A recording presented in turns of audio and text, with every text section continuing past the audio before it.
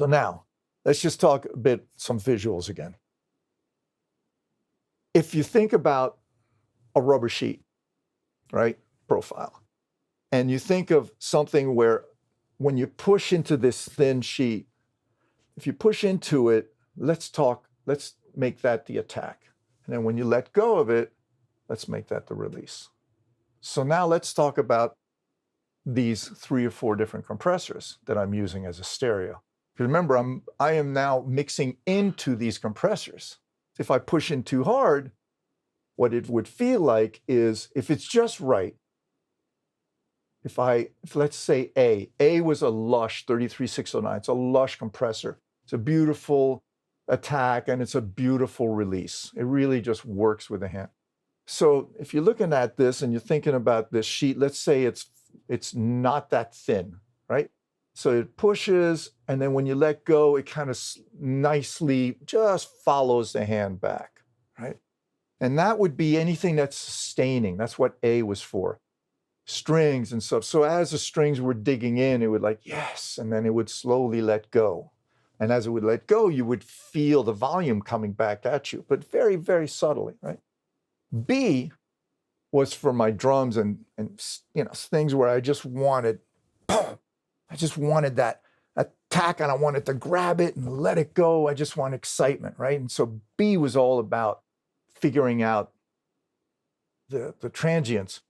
And over the years, what I discovered is that it would be holding the drums back a little too much. I was feeling like this. And so what would I do? I would also send it to E, which is unprocessed. So E let all the transients through. B was holding back the transients.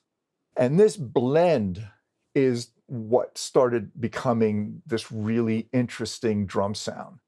It's, there's many records out there, but I think, in general, I mean, whether you even hear it, of course, it's big, but it's controlled. Like, what? How's that? So that was how I decided with B. Now, B is like this. B, imagine a very thin sheet, right? And as you put your hand in, it grabs it right away. And as soon as you take your hand out, it goes, boing. It follows you right back. It's very thin, right? So it's fast attack, fast release. And that's the visual of what was going on with that. Now, with all of that attack, if you have it also going to E, it's almost like you stick your fingers through that rubber sheet and then let go. It's like, like all transients with a hold, and then you let go. That's the visual for that. Then the guitars. The guitars was quicker than what A was like. Guitars would just work with the guitars. It had a slower attack and a fairly fast release, right? It just worked with the guitars. And this particular compressor, this was a tube compressor. As you pushed it harder and it starts to work the tubes, it would start to shimmer. So it was a fantastic, fantastic compressor. Then D, it was, I think a friend of mine told me, I think it was actually Ryan Hewitt who actually turned me on to, he goes, Michael, I got a compressor. You're going to love this. He doesn't quite talk like that. He goes, I got this Edward the compressor. I go, seriously? Edward the compressor? Yeah, and it's red. Okay. So I get it. And he goes, you're going to love this for like the width and stuff, because Ryan, I had trained for a couple of years. He had been with me when I was at Sony Studio. So he knew everything. He was right there, part of the developing. At that point, I'm already on D. I'm already on the SSL 8000, right? He's seeing this finally really, really coming together. So I tried it, and it copies this compressor and that compressor and that compressor. And I was like, yeah. And I put it to 1, and I was like, whoa.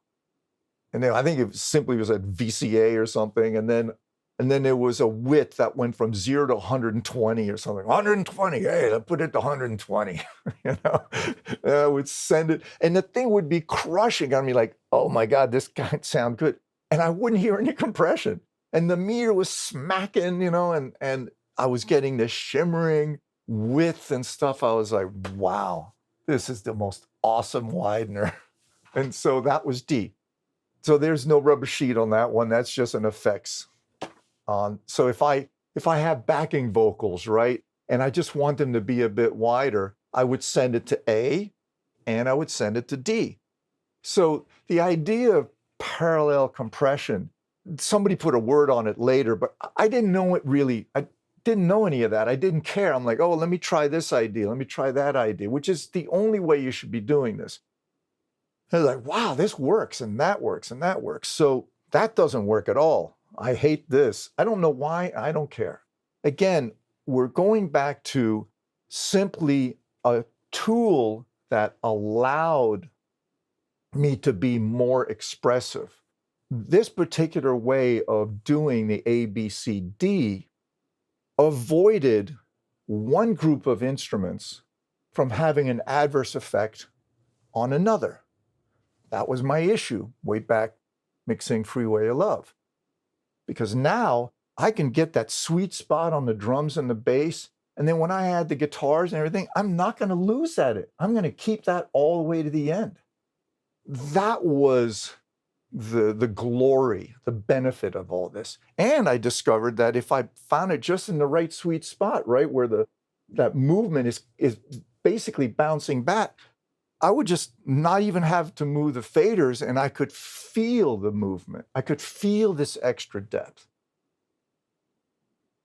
That's cool. Then I thought, well, I want to incorporate, of course, everything that I already have. As I told you earlier, the 1176s had left and right. They would show up on a couple of faders. And then I could control that. So I could have, for example, I could have the drums going to B and E, where they're allowing all the transients. And then I would like, oh, I want more snap on that snare. I want more snap on the kick. So I would send it to my 1176s. Understand, you have to have them perfectly calibrated, because when you've got the British settings in, they go totally wacky, right? So you spend a lot of time, but you got to be able to send signal in there, and they both compress at the same time, and they both let go, right? So once you get that going, because if you don't, you add kick to it, and suddenly your kick is left heavy. Just a little aside. And I would get that snap. But the coolest thing I discovered, again, by accident, because there's so many options on this whole setup that you can try anything. You'll never, at this point in time, you'll never run out of options. And each one gives you something cool or different or shitty. You know, who knows? Who cares? It's whether it feels good to you for the song. The coolest thing is I once had and I think this was, I'm almost positive it's on Parachute's record, on one of the songs where the acoustic is playing. And it was, just a mono acoustic guitar.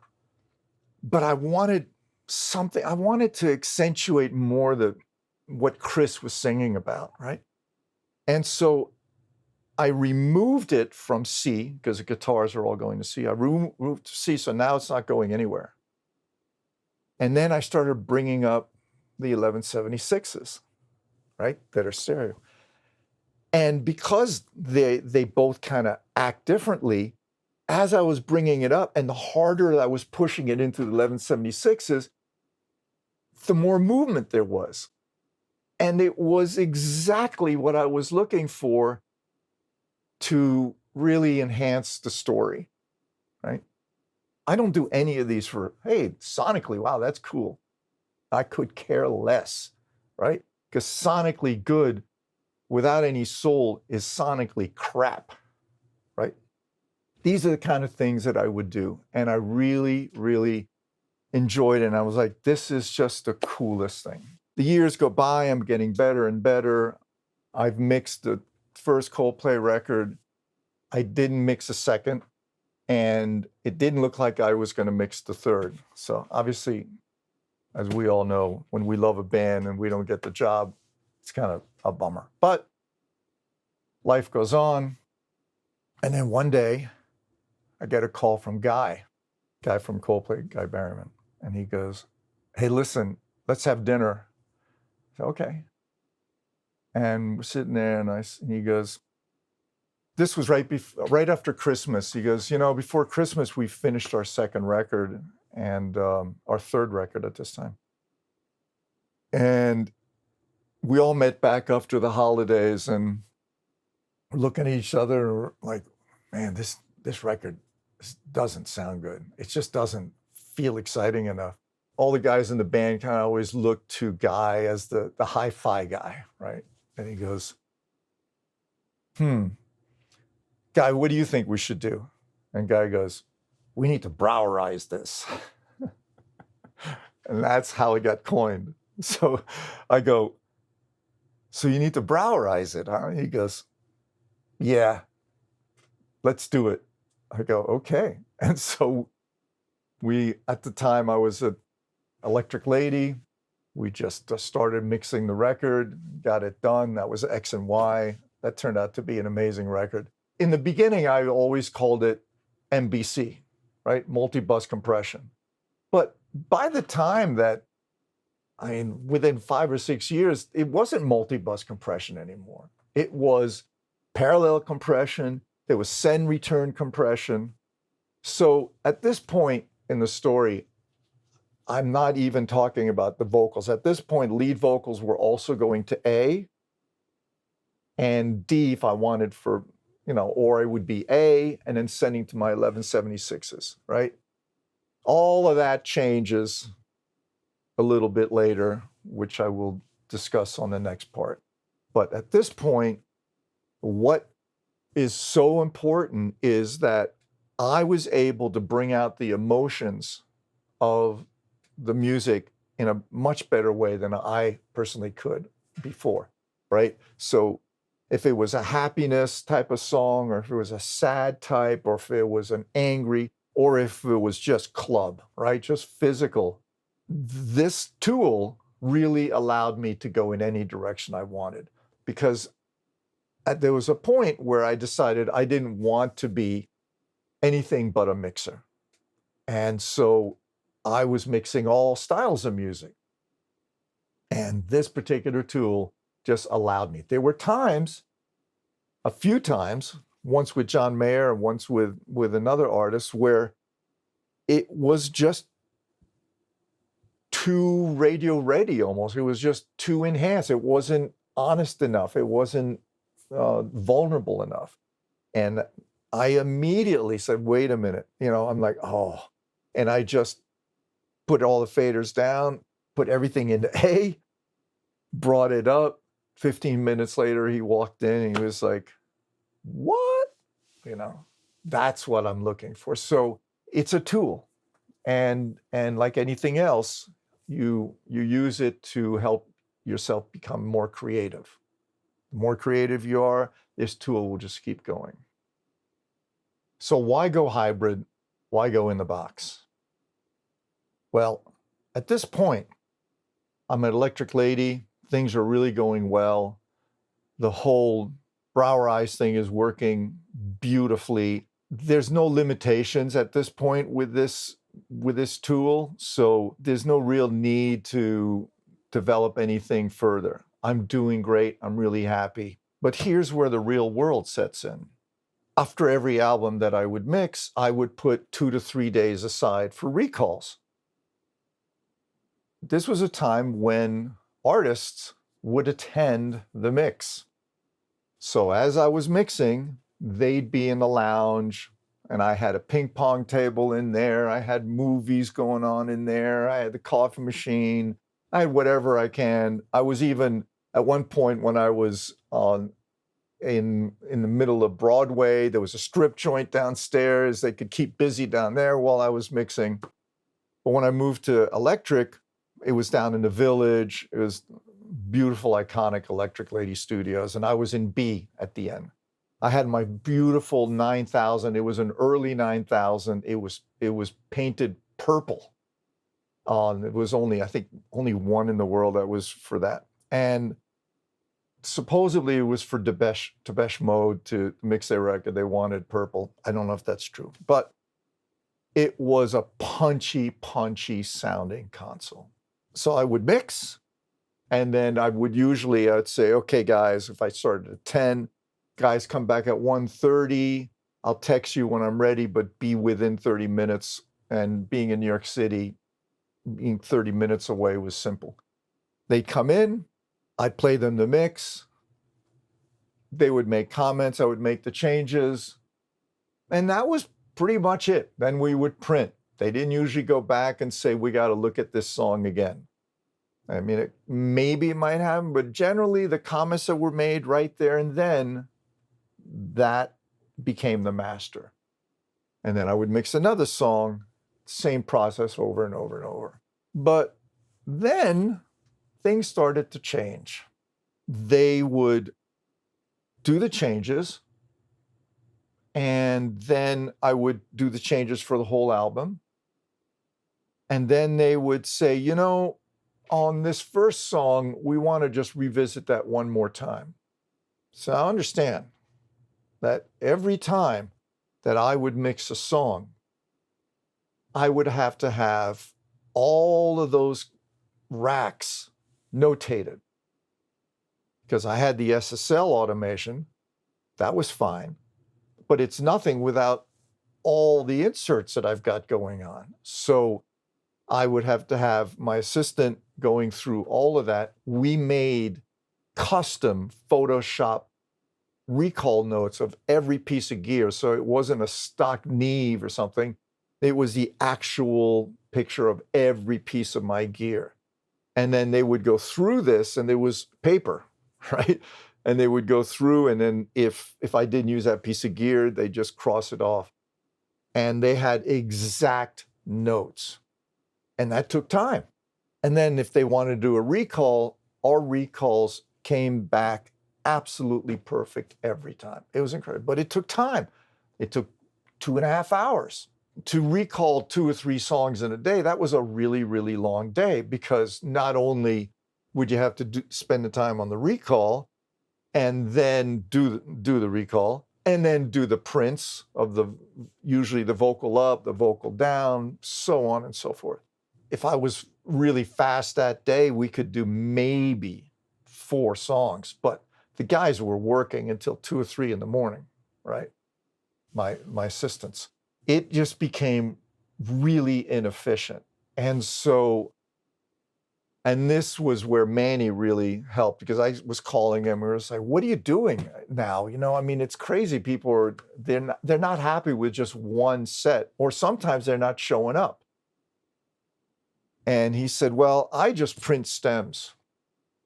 I just do all the passes, and then if there's a recall, I just use the stems. I go, but wow, how do you do that? What if it's an internal problem, like whether it's within the drums and stuff? He goes, well, then I'll just bring that back up on the desk. But in general, it's all really doable. I was like, wow, that is amazing. And then I thought, well, what do you do if you're doing individual stems? And the way that I've got compressors at the end, right? It wasn't just a multi-bus that I was doing, but at the end, I wanted to glue it together. And that part of the sound, when you've got the whole track going through it, if you just put one individual element, it's not really compressing. And so when you do all those passes and you play it together, it wouldn't match the original mix, because the chorus might get like way too loud, and maybe the intro would be too quiet. So it wasn't really matching. So what I discovered is that there's a key, at least on the 9000, right? And so you would take the unprocessed mix, send it into that. So now the compressor thinks that it's got the full mix. And then when you would record a stem, it would do the right compression. And that addressed that problem. Now we're becoming more efficient, because when a mix would end, we would do the 30 or 40 passes. So now you can imagine my guys are always working like 20-hour days, because if I would always mix 2 songs a day. Sometimes I would just I just got to go to the next one, you know, so they would have to recall both. And that was something like 2, almost 3 hours per song. But at least we didn't have to go back to them, right? Because now The rest would be done basically in the box, right?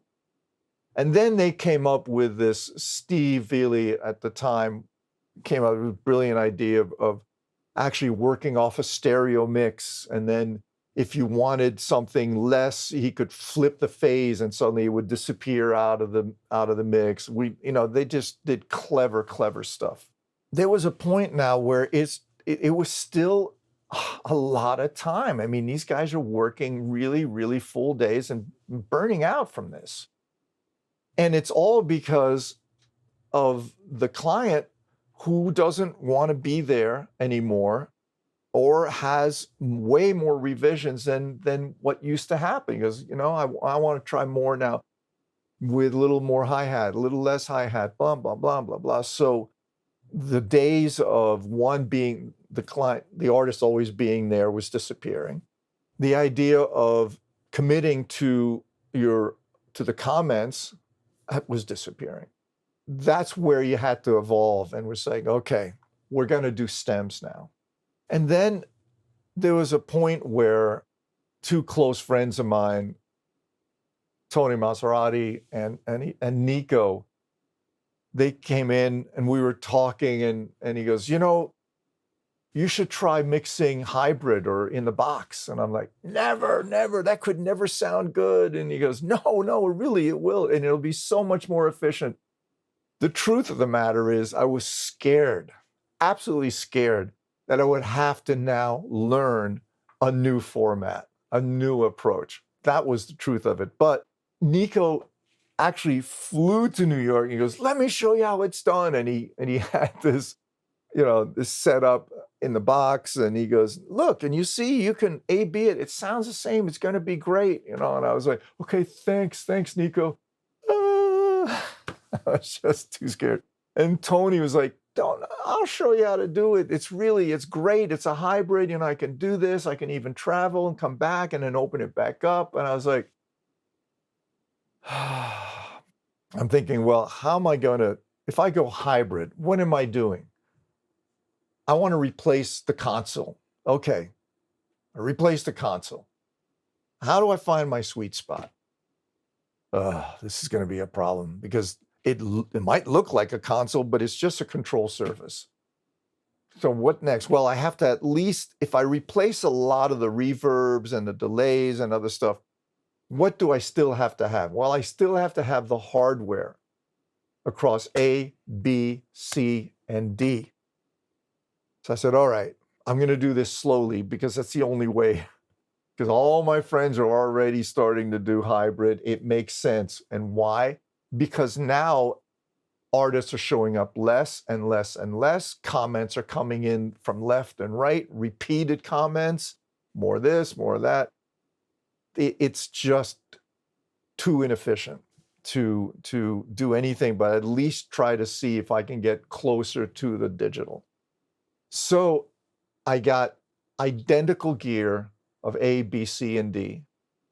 And now that nobody's in the lounge anymore, which was really the live room, I said, all right, this is going to be my hybrid room. I'm going to set up the exact template. I want it everything just like my console. All my sends, I want it to be the same. My ABCD, everything that I do when I boot fader and I want to add, more reverb, I want it to be that same position, that third send and everything. I go, guys, and I said to my first assistant who started this whole thing, Ryan Gilligan, I go, so start working on a template. I'll get the gear. You start working on a template so that it looks just like my console. And so he started working on it. At some point he goes, okay, try this. So I sat down and I'm like, oh, this doesn't work. I don't know the sound. It's like all I'm looking for is I just want to mix. And at no point do I have any interest in compromising. This is not going to be like, well, now I'm a hybrid, so it doesn't sound as good, but it's a lot more efficient. That's not going to happen. It's going to have to be as good or better. And really the or better is what's important here. It was a very slow process for me.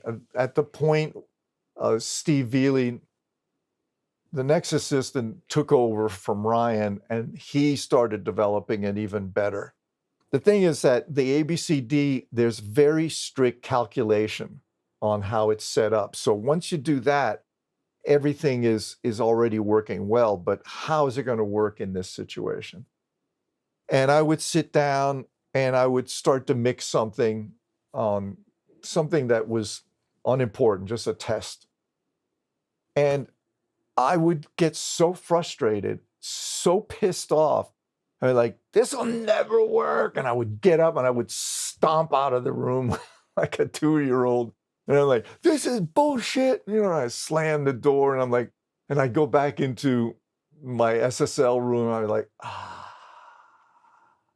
this is where I want to be. And then, a month or two sometimes would go by and then Steve would go, come on, Michael, you got to try it again. I don't want to. Now you got to try it again. Come on, you'll be okay. So I'd sit down there and I'd be like, okay, all right, whatever. And then I started slowly becoming more familiar. And then, like anything, my issue is that I was learning a new instrument. So I was learning how to execute my ideas. I had stopped thinking when I was mixing. It'd been years. I just play it. I don't have to think about how to get this. That was the frustrating part. That was the scary part for me. I just wanted my sound with these little artist mix faders, with a control surface. So eventually one day I'm mixing something and I was like, as I put the tracks up, I was like, wow, I'm getting there so much faster than I normally would. This sounds kind of good. I go, it can't be this easy. Diana Bottom sounds right already. I've hardly done anything, And I put something else up, and then I was like, maybe now I can close my eyes because that's the way I like to mix. And I'm sitting there and I'm mixing and I can imagine where I'm going. And then I kind of finally I finished the mix. And I'm like, damn, this feels like me. This feels really good. This is emotional. And that was, for me, that transition of, okay, I'm going to be okay. This is a good idea. I would do these little indie projects that had too small a budget for me to be doing at Electric Lady. But as long as I was working in the main room and paying the main rate, I could be in the hybrid room mixing these smaller projects and getting good at what I was doing because I'm still a mixer. I might take more time, but I was learning. I'm like, okay, well, what's better about doing it this way? What are the sounds? And would slowly start to, come up with more and more ideas towards software because in the beginning, my mind I would scan through all my analog gear. If I was trying to get an idea, a certain attitude or something, I would just scan. It'd be like a flashcard. And then my eyes would stop on a particular piece of gear and it would connect it with the issue I was having. And I would put it together and I'd plug it in. I'd listen, I go, perfect. And now I started doing this more and more with plugins, learning plugins. I mean, I spent hours and hours on a piece of hardware. I would put it across everything. I would push it too hard to see what would happen when it would distort. So then as plugins were getting better, I was doing the same thing with plugins because in the beginning, they looked like that piece of gear. But the GUI was about all you got going for you. The sound was just awful. So I didn't care about using them. But now, Waves and UAD and Plugin Alliance, I don't even know if they had even started yet, but all the Softube, all these guys are coming together, and they're musical. There's like musical guys in there, that are developing these. It's not just let's make it look like a piece of gear. And so I started thinking about now a more of a balance where even when I was in my main room, I would start using plugins because I don't care. There is no, well, one is better than the other. Yeah, there is one better than the other if it's appropriate for that sound, but not because in general, one can't. I mean, there used to be those little panels where they'd say, you know, digital versus analog. That has disappeared years ago because digital sounds so warm, so natural. You know, they haven't been sitting around. And so I found myself more and more learning new plugins and using those and applying it to what I was doing. And then one day, there was a situation where I had mixed the album for this great rock band, Marmozets. There was one song that one mix that just wasn't happening, and they were going to give it to somebody else, or they did. And I said, guys, you got to give me at least a shot to try it, right? Because I've mixed the whole album. I get the idea that I didn't nail this one, but give me a second chance. And it was a very complex mix. A lot of changes had to happen. And I was like, you know what? Here we go. Let me do it in the hybrid.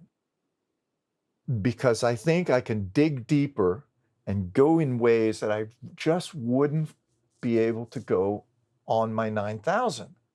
And I'm going to be able to use some plugins and stuff that it's just, let me try it. And I did it.